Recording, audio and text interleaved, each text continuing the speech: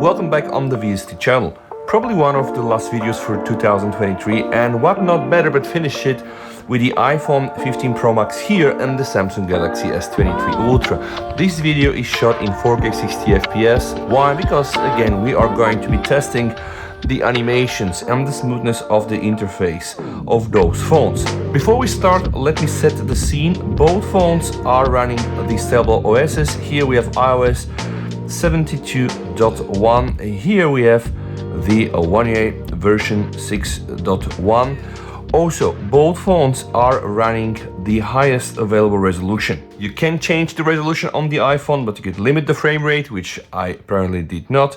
And on the Samsung, I'm using the QHD Plus with the motion smoothness set to adaptive, which will get us this sweet 120 Hz on both panels. Now, also, I'm gonna close all the applications. Also, I'm gonna be restarting both phones. I want them to start fresh to eliminate any chances of failure so that we can really enjoy a pure comparison of what those phones can do. And believe me, they should already be in their prime. Specifically the Samsung Galaxy S23 Ultra released almost 1 year ago, right? 11 months. Had so many software updates, started with One UI 5 and eventually now ended up with One UI 6. So this phone should be already in its prime. iPhone 15 Pro Max released September this year, already getting a lot of updates, fixing some of the issues, so again, they should be in their prime. SIM cards inserted in both phones and both phones connected to Wi-Fi. And we're going to be starting with the very first comparison, which is going to be the always on display. Just to see what you can see and also to see how it behaves. So one tap on the iPhone will just get us nothing. It will try to unlock the phone. One tap on the S23 Ultra won't do anything, but if we just try to tap twice, we are going to activate the lock screen. On the iPhone, this is pretty much what you can get. Now, very important this says, guys, because you can see the transition between the lock screen and the always in display. And this is what happens on the S23 Ultra, okay? Now, when you tap the power button, guys, nothing more will happen here on the iPhone. Right, you can just try to, of course, swipe down, you can enter the camera whatsoever, but the moment you just tap, nothing will happen. And unlocking the phone will get us both on the home screens. Now, the first thing I always start with the S23 Ultra when I'm doing this animation test, I always do this, guys. And I have a very good reason to do so. This animation alone failed me so many times in the S20s and the S21s. S22, I almost fixed. Now finally, S23 Ultra with Snapdragon 8 Gen and hopefully with a lot of work with the guys from Samsung, yeah, they were able to do this and execute this animation correctly. So that's the first thing I test. On the iPhone, I don't have something like this, but I can show you the navigation. So the next thing I'm going to show you guys is navigating to the menus. Okay, so at some point I'm going to go at the end of the menus. At the end of the menus here, I will just have some more icons and that's it. It's actually a widget. The end menu for the iPhone will get us the app library. Okay, so pay attention to what happens and pay attention to how smooth it is.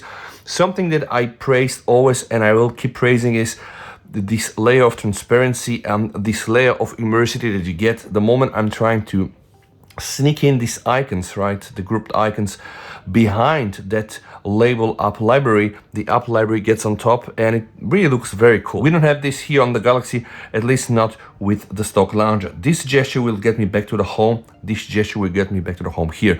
When I swipe to the left, I'm gonna get access to the Google Now. When I swipe to the left here, I'm gonna get access to this menu where I can edit the widgets and etc. Now, personally, one of the reasons for me to love Android is the fact that I can get Google here on the left. I really like having Google here. All the nice articles that are carefully selected for me. It saves a lot of time and it's nice to be used. Now, the next thing we're gonna show you guys is what happens when I do like this. So one swipe here will activate the new menu where I get all the quick toggles, Bluetooth and the Wi-Fi settings, the connectivity options, all the toggles here, the screen related things, and then at the end, smart device and control.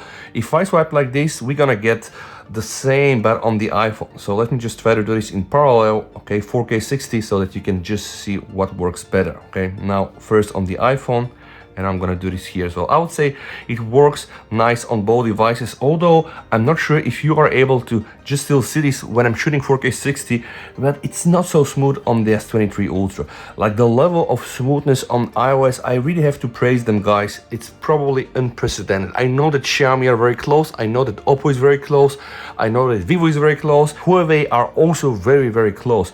But I guess this here is kind of like the leader.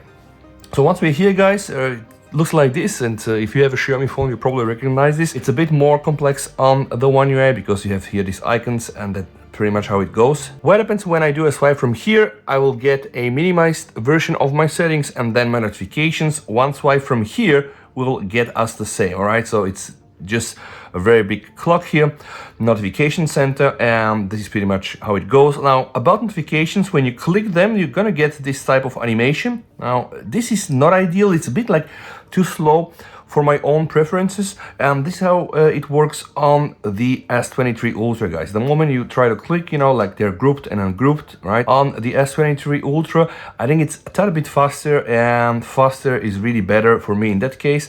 Now let me try to clear those. So boom, with one button I'm able to get all of this here, boom, clear, everything is gone. And now, guys, if I am to just show you, nothing will be here. Now I will have some active notification here, and of course device control and media output. Now so far so good, and now let me show you the volume rocker. When I press one time the volume rocker, it's gonna get activated. All right, displayed on the screen, boom, going away. One time here, volume rocker, and you know, it goes away so quickly, guys, that probably sometimes you're not able to see it. What I like on the iPhone is the fact that the moment I start to manipulate it, it will just become so tiny and really not obstruct your view of the content you have on the screen, right? On the S23 Ultra, what I like is that when you click here, you're gonna get like these extended settings. And okay, we also have this so-called Flex UI. Now it's time to check the app drawer. Now, if I do like this, I'm gonna get access to my application. If you do like this, nothing will happen on the iPhone, right? Because you don't have an app drawer and all your apps are on the home screen, but you have access to the search functionality. If I scroll up, I'm gonna get access to all my applications on the phone. And if I click here on the search, I'm also getting access to my search settings. On the iPhone, this is the animation. As you can see, it's really flawless. I think the animation here is also very good. And you can trigger this menu from various parts of the interface on the S23 Ultra, which I think is a plus. Now, let's go back on the home screen. No apps are running here. No apps are running also on the iPhone. And the first thing we're gonna start is the weather widget. So, okay, weather widgets, right? For some reason showing different temperatures. I would say both very nice. I like the animations on both phones. Again, the main observation here is that the Android One UI 6 animations are kind of faster, quicker, and a bit less complex. And the animations that we have here on the iOS are a bit more slowed down, but also somehow feels a bit more immersive and also more fluid. One more time, opening, and closing. And this slowness of animation, or let's say lower animation speed compared to One UI 6, is to be observed everywhere. Now let me open a folder. So folder opening on the S23 Ultra, perfect, no glitches whatsoever. Folder opening on the iPhone, right? And as you can see, the folder opening, right, is also slower, right? When I do this on both phones, you can see that the folder opening on the One UI 6 device S23 Ultra is expanding quicker. Once we're here, guys, what do we notice? We have this very nice blur applied everywhere, which is good, right? For premium phones, we should have blur also. The moment I go like this, we're gonna see like blur applied in real time. And we can also notice this on the iPhone. And now it's time to open some of the applications. So let me just open Telegram, all right? Scroll down a bit, all right? Go outside. I would say flawless execution on both phones. Now pay attention, guys. Open the folder. Folder gets centered on the iPhone here. Folder doesn't get centered on the S23 Ultra. And the moment I open the application, okay, and I exit the application, I'm back on my home screen. The moment I exit on the iPhone, I'm back on the folder that is open. Honestly, I kind of prefer this here, because why would I want to return to this folder? Again, that's just a personal preference. Now let me just go back and open Facebook. So opening Facebook, try and scroll down a bit. All right, and now see, also guys, I have the feeling sometimes that just Facebook, like apps like Facebook and apps like X, social apps, doesn't really work for a reason so nice on the S23 Ultra. I don't have any idea why this happens. I think it might be as well a bug. Like I said in one of my last videos, there is also a way, luckily in Android, to see this. Now guys, I'm operating 120 Hz. The moment I open Facebook, right, you can just see, and I start using it, it's 120. The moment it drops, guys, see here, that's a bug. Now it's really 60 FPS, and this hinders the whole performance and the whole experience. At some point I was thinking, do I have something here like power saving? Not really. The other option that I thought of is like, guys, if I go inside Good Guardians, inside the Battery Guardian, there is the option for you to only use standard refresh apps, but that's also something that I'm not using, right? So I don't know what happens. This is very annoying and doesn't work all the time. Now here is 120, right? See, now the moment I unchecked and checked the settings from the Good Guardian's battery, it became better. But for some reason, sometimes this happens and it really drives me crazy. And those are the things that really make the One UI 6 product to really feel not 100% polished. But anyway, that's a whole other video, guys. Now we're here. Now I'm gonna go outside so that you see what happens. This video is about animations and interface and smoothness. I would say it is on par when it's not, and it's not more often on the S23 Ultra compared to what I've seen on the iPhone. Now I can just open the settings, guys. I want to show you what happens here. So settings, okay. Just see opening this menu, like how smooth this feels, guys. And there is a reason for this. If I'm to open here, for example, the call menu, you can see that the moment I want to interrupt the animation, I cannot. See on the iOS, guys, I'm able to interrupt the animation every time and everywhere I want. And on the Samsung, it's not like this. And there are a lot of discussions about linear animation and non-linear animation and what we have in the iPhone and what we have in the Samsung.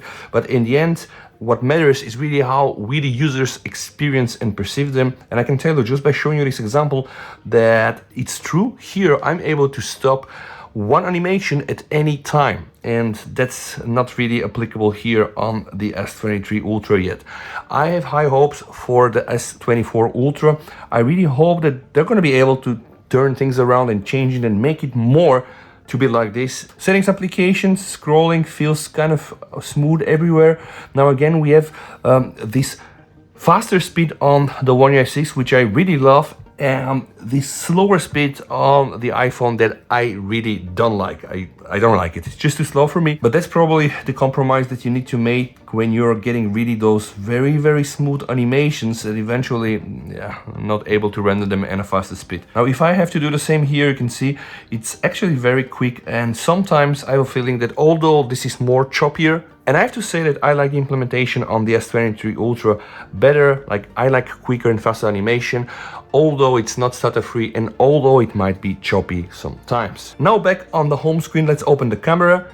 Okay, and I'm gonna set here the front camera so you can see which phone is able to handle this quickly. And also I'm gonna close everything that we have opened so far. All right, let me just close everything and open the camera, and you can see faster access to the viewfinder here on the iPhone. So iPhones really are very good in some things. Animation is one thing. The other thing is really like the way they utilize the camera. When I'm changing the modes, it feels that the Samsung is able to capture with the iPhone, but it's not. And one of the reasons I've discussed this in some of my other videos could be the fact that when you open the camera, the moment you utilize the viewfinder, you are limited to 60 FPS.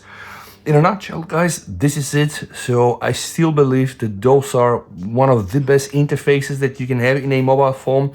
Of course, my heart always goes here with the One UI just for the versatility. So many things that you can do, the split screens.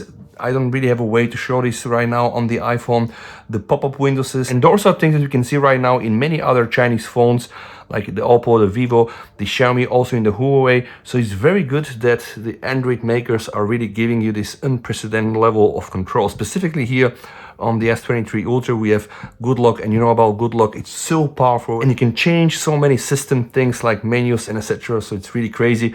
Still a bit more limited on the iPhone. Now let's check the recents menu, guys. Okay, see here, even the recents menu feels so slow on the iPhone. Like, okay, you know, like I want to go to work, but I'm lazy and I still want to have a bit more vacation. And here on the S23 Ultra, guys, it's like, okay, what is the work? You know, let's just do the work. Boom, so quick. And while you are inside the recent menu, guys, you're a bit more limited on the iPhone because you practically cannot see much. Let me just open another app. It's like this, right? Here, I still have access to my search menu, right? And I also have these three dots. When I click the three dots, guys, I have some settings. It only has to show us that Android is still tiny bit more powerful than iOS, probably even not so tiny, and a bit more customizable compared to what we have on the iPhone. So I guess that's it, guys. Probably last video for the year. Thank you so much for watching all year, guys, and let's hope that next year we're gonna be back here even with more and stronger content. Thank you so much, guys. VSC, bye, over.